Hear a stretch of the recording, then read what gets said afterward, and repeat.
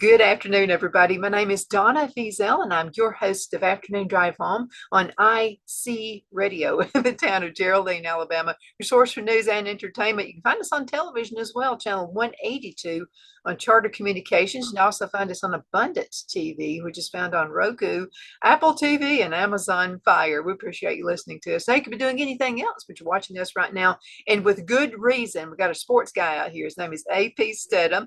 Has his own talk shows. Boy, you stay busy, AP.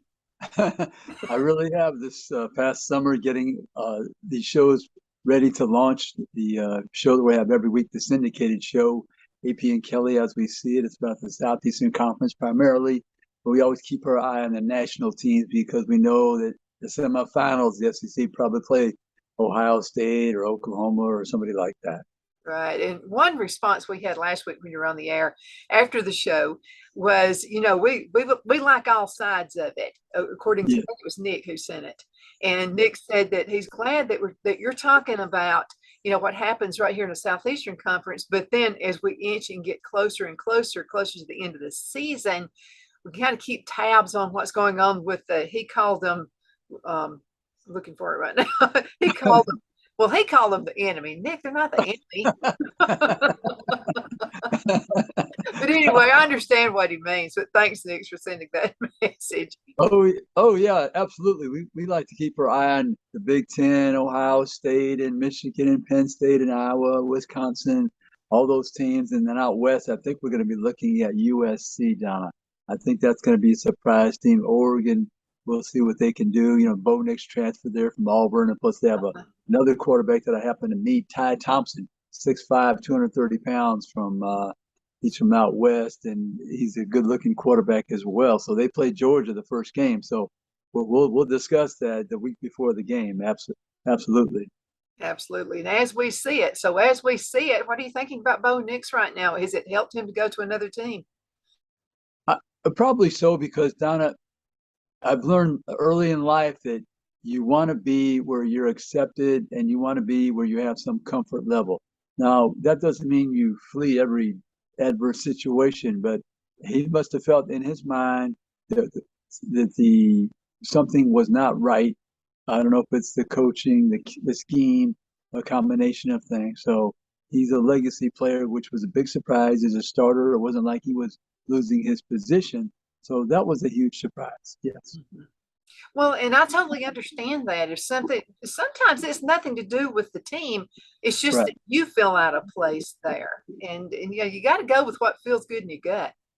Yeah, he made a clean separation, but now he's coming back to Atlanta for his first game against Georgia, the reigning national champion. The game will be played indoors in Atlanta, so the weather will not be affecting the outcome. So I'm looking for a good ball game because, Don, normally the first game of the season, everyone is healthy and enthusiastic, and they're at full speed, and they learned a lot for that particular one game because they've been studying it the longest. Mm-hmm. And I wanted to mention this to everybody out there listening and watching us. If you have any questions for AP, you can send those in a text form is easier, 256-659-4319. And so this question, one more, this is from Sean. And Sean, last week we were talking about Bo Nix. And it seems like the topic's going to be Bo Nix this week. And so his question was, do you feel like Bo Nix has burned any bridges? What if he wanted to come back to Auburn, or could that possibly happen? Well, it's funny you mentioned coming back because there's a quarterback at Cincinnati transferred to Eastern Michigan, played up there, and then came back to Cincinnati this season. He's being considered as a possible starter. So that can happen, Donna. That's a possibility. I don't see it happening with Bo Nix coming back to Auburn, but we're not, eliminating that from the equation. But it's far-fetched, I believe.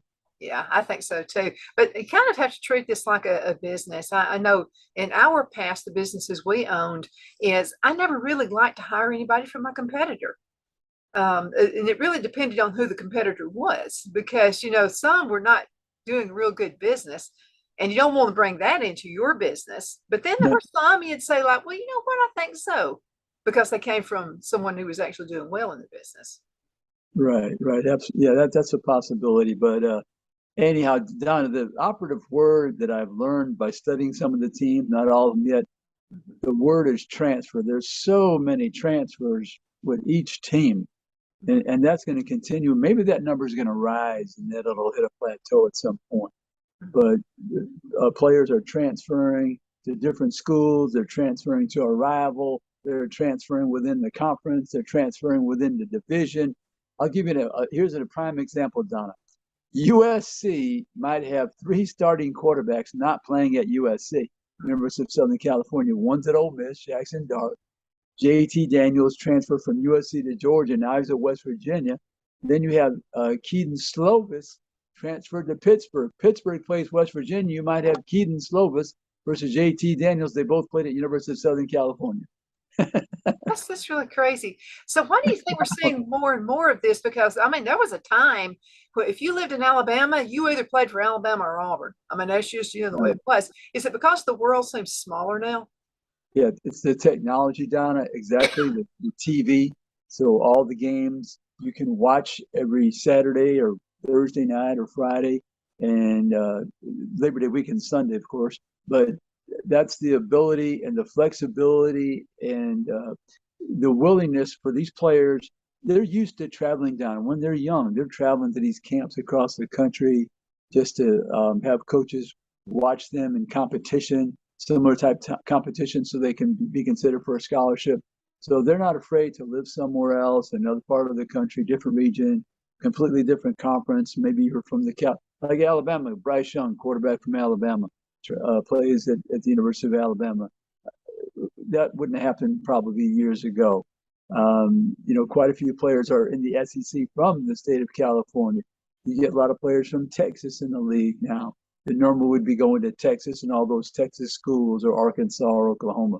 So that's the norm now, Don. People are traveling all over. Used to be Notre Dame had players from everywhere. Now it's LSU, Clemson, Alabama, Auburn, Tennessee. They're getting players from all points in directions: northwest, the northeast, the north, south, southwest, southeast. The players are gravitating toward the best competition, and that's the perception of the SEC. It's the best competition. Well, maybe Joe Namath was ahead of his time. He certainly was coming from Pennsylvania, Beaver Falls, Pennsylvania. That was the big topic. I remember that. Yeah, that was a rarity. That was a rarity. Now it's business as usual. Uh-huh. Absolutely. So what did you do last week? What was going on? Oh, well, we're just getting ready for the season, but we're just checking in on some of the teams, Donna. Let's start with Tennessee. I mentioned Southern California. Big transfer from there. Brew McCoy, 6'3", 220-pound wide receiver. He's still waiting on his eligibility. It's not been clarified with Josh Heupel, the coach. He hasn't made too many definitive statements, but Brew is getting better. He was getting healthy, so he's going to be a big playmaker for the Vols once he gets his eligibility cleared up. So, and they're working on some of the younger running backs. Now, one of the strange things about running back, you coming out of high school, you have thousands of yards and touchdowns, but Mhm. what gets you on the field is right away is, do you understand the blitzes? Because the coach wants you to be able to block for the quarterback. So they understand that you're a good runner, and that's why you were recruited to the University of Tennessee or other places. But can you manage the blitzes? And so Josh Heupel, he discussed some of those young running backs that were coming along learning the blitzes. There's a competition at the left tackle position, Jeremiah Crawford and Gerald Mincey. So I think they're going to be all set there. That will keep Darnell Wright at the right tackle position. And then he also mentioned Jalen Hyatt, a fast slot receiver as a junior. He spent a lot of time this offseason studying the game, really committed to his craft. So that's something that the Volunteers can look for. I think they're going to have good. Well, they have Cedric Tillman; he's a good receiver, all conference type receiver. Brew McCoy, and then as I mentioned, Hyatt. The running backs I was discussing, Dylan Sampson and Justin Williams Thomas. So they're learning that protect all those protections in the blitzes, and then the leader at the linebacker position, Juwan Mitchell, and they got some young linebackers, Aaron Beasley and Solon Page the third. So they're trying to learn the position. Down at the inside linebacking position, where you're in close quarters and the ball is snapped, one step in the wrong direction, you're out of the play because they have the angle on you to make the block and they just take you out of it. So to learn the plays as an inside linebacker, you have to react on that very first step. If you make a mistake, you're out of the play. Mm-hmm. Yeah, we got to watch out for that. So let's talk Alabama and Auburn because I know Alabama, and that's always a big topic, even in other areas as well. Oh yeah, some of the things I wanted to mention about Auburn. They had a freshman wide receiver down at Camden Brown, big receiver, pretty big, 6'3", 202. He might even gain 10 pounds by the end of the season because freshmen down they always gain 10, 15 pounds usually. But he's playing pretty well for them early. But that's an area that down they're focusing on the wide receivers. They must play better for Auburn. I mean, that's one place the quarterback needs 100% support. They've got to catch every pass, run the routes properly, have the timing and the rhythm down so they can be in position to get open and catch the ball. But that's really important for Auburn to show the wide receiver. Another transfer they have there, Coy Moore from LSU, is a sophomore, 6'1", 192. So he had a TD. So, but that's a priority for Auburn. Well, another guy that transferred in from Miami, he played at Hewitt-Trussville, is Worsham. So I remember watching him play at Hewitt-Trussville. So they're looking for him to produce as well. Alabama had some injury news with JoJo Earl. He broke his foot. He's a kick returner, wide receiver, slot player, probably out 6 to 8 weeks. But they have other people that will have an opportunity down. I mean, Alabama has that depth. They have as much depth as anybody. Ohio State, Clemson, those types of teams, Georgia, LSU, when they get rolling. But so JoJo Earl was injured. Look for maybe Kool-Aid McKinstry. How do you like that name, Donna? I do Kool-Aid too. McKinstry. Yeah, You that like one that? hangs with you. Yeah, defensive back. He'll probably take up some of the responsibilities in the punt return game. Mhm. A receiver that Nick Saban mentioned was Kobe Prentice, freshman receiver from Calera, 5'10", 171 pounds. So for Nick Saban to mention a freshman receiver, he must be playing pretty well. Yeah. All these coaches, when they mention a freshman, Donna, they must feel confident that they have some maturity, that they can mention their name, and it won't go to their head. So that's somebody he mentioned. At the inside linebacker position, you have Henry Toa Toa. He's a transfer from Tennessee. He played well last year. Looking at Jalen Moody, a 60-year senior, and then Deontay Lawson from LA here, Lower Alabama. So there's some of the leaders at the inside position. The other inside positions at linebacker are freshmen, young players. And Nick Saban used the term they're swimming, which means they're learning the position. They're trying to tread water. So that's some of the things that are going on at Alabama. All these teams, they scrimmaged over the weekend. So they had a chance to learn about the protection and the blitzes and get some timing down in the passing game, tackling in space, working well with the offensive line as a unit, look at the kicking game. So, we're getting closer. And some of the schools probably going to name the starting quarterbacks. Notre Dame, they named the starting quarterback because they want that person to take the reps. So that's what happens when you're getting closer to the opening game. Mhm. Absolutely. Boy, I can hardly wait. We got those pom poms ready already. Phil has his for Alabama. I have mine for Auburn. We're ready. I can imagine, yeah. Oh yeah. Oh yeah. But Donna, I think that one thing I wanted to discuss was we're going to look at that Clemson. I know that's one of your teams. You like to look at that, and their quarterback in California, DJ Ugalele. I believe that's the way you pronounce it, Donna. DJ Better than I would Ugalele. do. Yeah, DJ Ugalele. I'm trying to recall how I wrote it down phonetically. That he's a big quarterback, 6'4", whatever, 230, 240. But it's all predicated on if he has a better season, I think, for Clemson, because they have good replacements. They lost quite a few people, but they have some good replacements. And Clemson was injured quite a bit last year, down a lot of injuries. I mean, an unprecedented amount. So that contributes because if your quarterback's not playing as well, you're looking for production to win ball games from other positions, and they had to have some reserves in there at the time. So Clemson's looking to rebound. They had, I think, 3 losses last season, which is unusual. In college football, Donna, 3 losses is a lot. Mhm. Whereas in the pros, it's not. It's you're one of the top teams. But in college, if you have 3 losses, that's an inordinate amount for a team that's usually in the playoffs, maybe 1 or 2 losses. So Clemson, we're looking for them to play better this season. I think Oklahoma is going to be an interesting season for them. They had a transfer quarterback from Central Florida, and they got the new defensive coordinator coming from Clemson, Venerables. He became the head coach of Oklahoma. So that's a brand new start for them at Oklahoma with a new coach. So we're going to keep an eye on them. Texas, I don't quite understand, Donna. People are predicting Texas to be top 15, top 10. They were 5-7 last year. Now I know they have Mhm. quite a few transfers, but defensively, I'm gonna have to watch and see how they improve because they were not good. I mean, they lost to Kansas by some ridiculous scores like 56-55 or 57-56, probably some overtimes in there, but I don't think they have the toughness on defense to make such a leap from 5-7 to maybe, let's say, 2 losses. I'll be very surprised if that happens. Maybe I think they'll have a better season probably because they have some transfers that will help them. But I just I don't know if they're going to be in the top 10. But Texas, they always have the attitude that we're Texas and we have resources, and that hasn't helped them in the past. I mean, they've always had resources, but they've been having some bad football teams as of late. So that's why Uh, Steve Sarkisian was brought in. But I think the surprise team is going to be, like I said, at USC.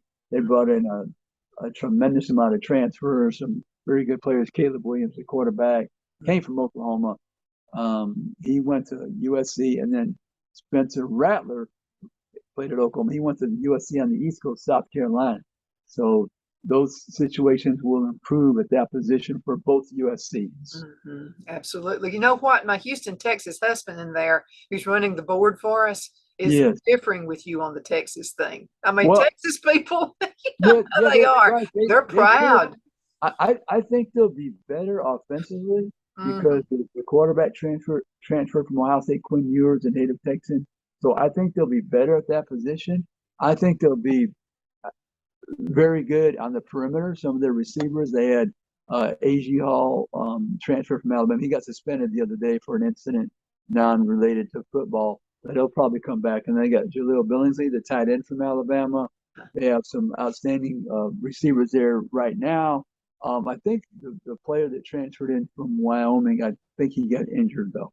But I do believe that they will play better on offense. I'm just not sure about that defense. I'm Oh, not sure. who's listening to him? Let's talk a little, let's talk a little bit about. What can I say? He's an Alabama fan. Who knows? Let's talk a little bit of Kentucky. I know a lot of because of the flooding. There's more interest now in Kentucky. A lot of church groups are going out that area, dropping off donations and that kind of thing. So what's going on in Kentucky? Yeah, I think the athletic department there, they always try to help the people Yeah. when they have these natural disasters. Hmm. So, but Kentucky, the football team, I think, Donna, they have a chance to be in second behind Georgia. And I'll be watching closely. Kentucky Will Levis, the quarterback, he's very good, big, strong athlete, 6'3", 230 pounds. They have good running backs, wide receivers. They're replacing somebody who caught 100 passes. So they're looking for some production collectively from that group.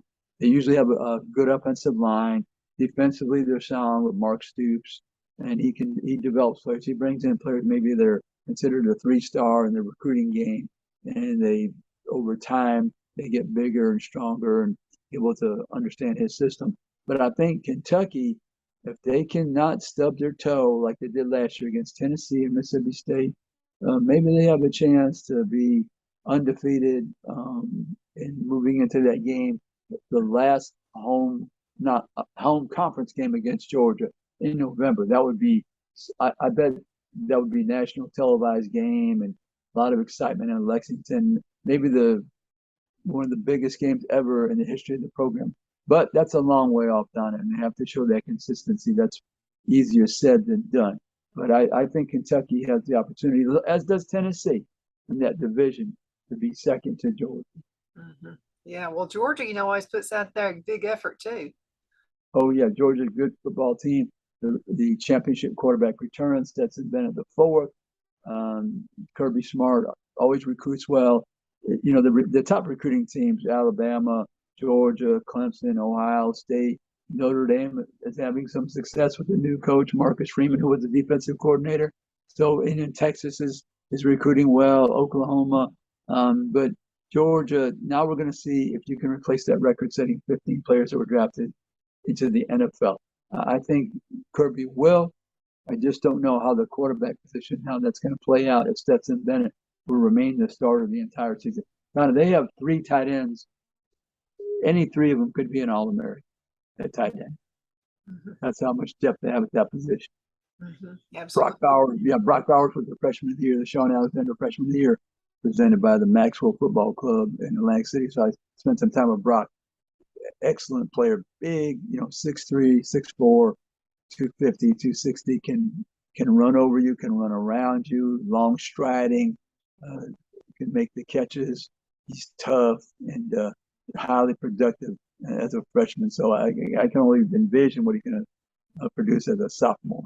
Hmm. Absolutely. Last week, I didn't know we were doing a poll last week, but we had some folks who were responding to, this, we were talking about college football players actually earning money while they're playing football.